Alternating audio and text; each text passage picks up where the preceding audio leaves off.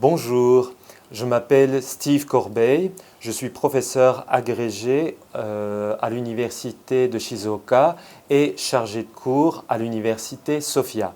Présentement, nous sommes à l'université Sophia.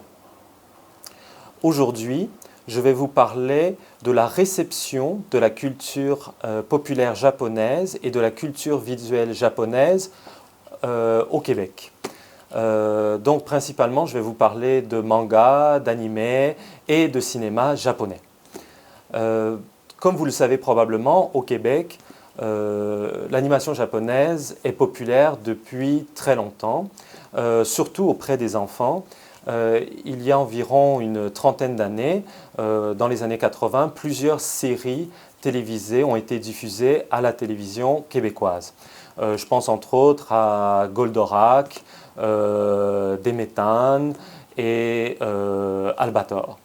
Ces séries sont très intéressantes pour plusieurs raisons. Premièrement, parce que certaines de ces séries, comme par exemple Goldorak, ne sont pas ou n'étaient pas très populaires au Japon. Donc, elles ont été très populaires en France, au Québec, mais au Japon, on leur a préféré d'autres séries, comme par exemple Mazinger.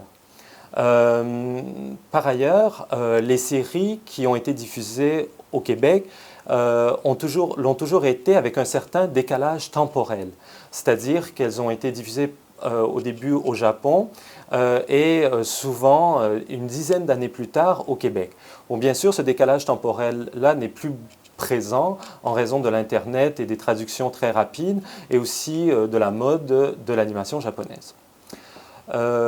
Ensuite, il y a eu des changements qui ont été apportés au contenu des séries, soit par le biais de la traduction, c'est-à-dire du doublage, soit par un changement au niveau des chansons, aussi au niveau du contenu pour, disons, adapter le contenu au qu'on pourrait appeler les sensibilités québécoises ou françaises, c'est-à-dire que certains animés étant destinés aux enfants, on a fait une certaine censure, on a enlevé certaines scènes qui étaient jugées trop explicites, trop violentes ou ayant un contenu que les enfants ne devaient pas voir tout simplement.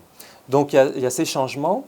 Ensuite, il y a la question, je reviens un peu à la question du doublage et aussi des chansons, c'est-à-dire que souvent l'animation a été populaire au départ en France et par la suite au Québec, mais le Québec a quand même essayé de faire le doublage des séries japonaises et aussi il y a eu beaucoup de chansons qui ont été écrites et interprétées au Québec. Je pense par exemple à la chanson de Goldorak qui a été interprétée par une chanteuse québécoise qui est devenue par la suite très connue, qui s'appelle Nathalie Simard. Donc il y a quand même un mélange entre le contenu japonais, le contenu français et aussi le contenu québécois à l'intérieur d'un même animé. Donc on peut voir par exemple Goldorak, version japonaise, version française, version québécoise, il y aura des changements. Donc la question du doublage est aussi très importante au Québec, pas seulement dans le contexte de l'animation, mais aussi dans le contexte du cinéma québécois. Vous savez qu'il y a plusieurs années, la majorité des doublages étaient faits pratiquement qu'exclusivement en France. Mais de plus en plus, les doublages de films et d'animation sont faits au Québec. Ça, c'est un aspect très important pour les cinéphiles québécois et aussi pour les spectateurs de séries télévisées. Par exemple, moi, quand j'étais jeune, la majorité des séries étaient doublées en France, donc ils utilisaient un vocabulaire de la vie quotidienne que nous n'utilisions pas. Donc c'était un peu difficile de comprendre certains mots. Maintenant, la majorité des doublages sont faits au Québec et c'est aussi important pour les artistes québécois pour qu'ils puissent travailler et contribuer au cinéma, à la production de films étrangers, en fait à la distribution de films étrangers. Ensuite, je voudrais vous parler du festival Fantasia. Comme vous le savez, comme j'ai dit au début, il y avait beaucoup de séries télévisées qui étaient diffusées, des séries télévisées japonaises qui étaient diffusées dans les années 80. Par la suite, il y a eu d'autres séries, il y a eu un engouement aussi pour les mangas, mais ce qui a été très important, c'est aussi le festival Fantasia qui arrive en 1996.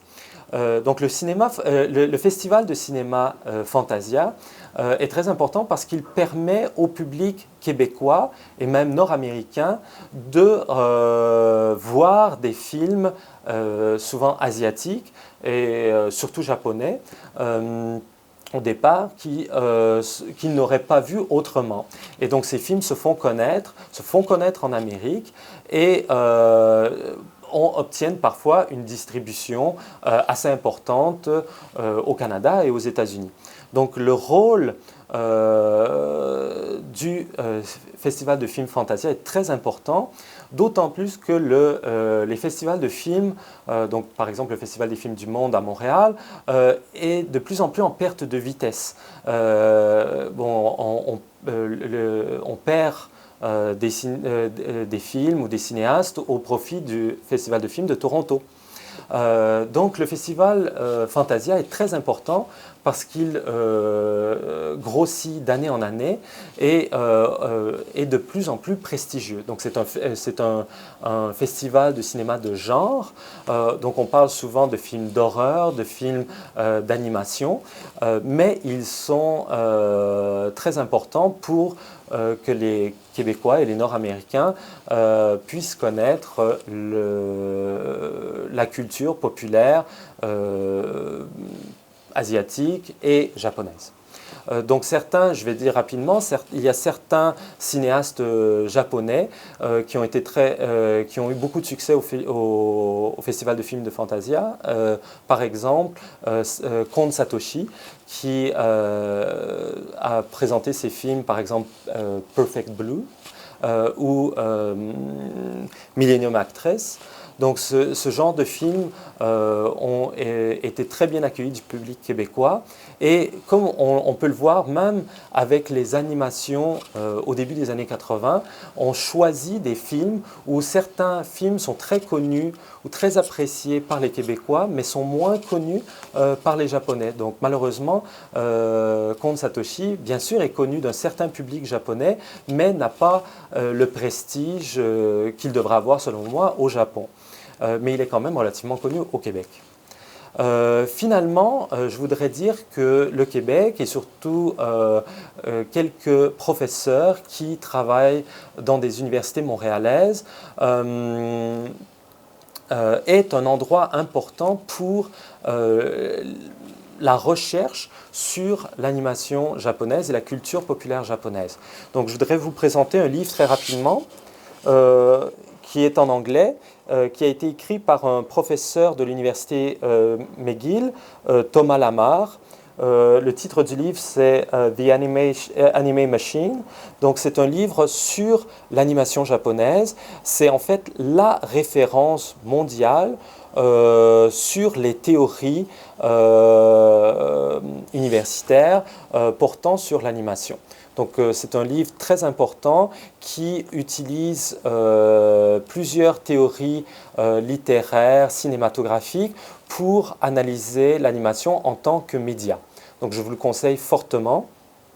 Et il y a aussi Livia Monette, Madame Livia Monette, qui est professeure à l'Université de Montréal, qui aussi a publié plusieurs articles sur l'animation japonaise.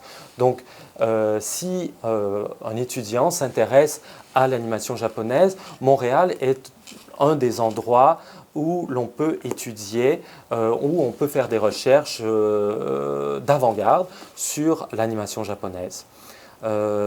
Donc j'espère que cette petite présentation vous a intéressé et que vous voyez l'importance, que vous avez vu l'importance de l'animation japonaise et de la culture visuelle japonaise au Québec. Merci.